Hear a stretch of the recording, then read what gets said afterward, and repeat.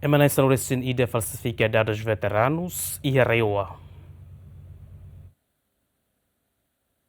Ministro Assunto Combatente e Libertação Nacional, Zilda Costa Monteiro Ansoro, lihusi conferência de imprensa quinta-ne declara Combatente e Libertação Nacional hamutuk na insanul resinida, husi resi administrativo especial e cusiambeno, nebe resisto e atina rihun dua tolo, falsifica dados, no nesse devolve fale osan hamutuk rihun atos tolo resim ba Estado. O Ansoro apela a veteranos Sira, hori labele falsifica dados veteranos, também lei Estatuto Combatente Niambando no Seifo sanção. Cara, como aproveitamos a oportunidade, né, onde foi a apreciação do Tribunal Ecusi,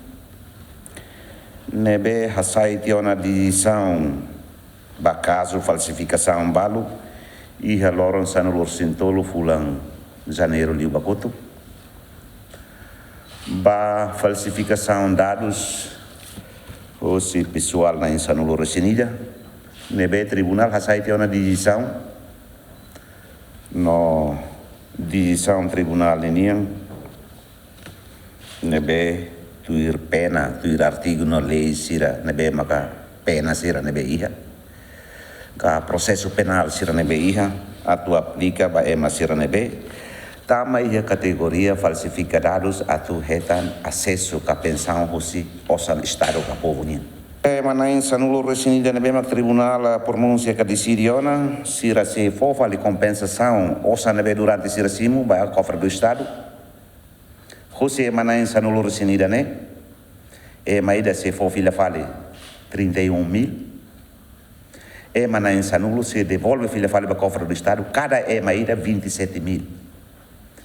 Então a cara que aproveita apela bajo todo dia aquilo ali que inventa sesan também lei se tu ir realiza no lei magnini horohan ikusliu ba justiça ba cidadão todo. Tuir lei número cia para rehun rua cia loron ronulo recensia fulan zulho alteração da huluk para lei número tolo para rehun rua nen loron sanulo recen rua fulan abril nebe colia com o Estatuto Combatente e Libertação Nacional e artigo sanulo recensia a linha ida no rua hateten ema nebe for declaração com informação falso que falsifica documento sira relaciona ao prova ativismo e a luta pela libertação nacional objetivo é tan direito consagrado sira e a lei ne é tan castigo tuir lei haruka. Simão Simenes, bem-vindo a Simenes, GMN.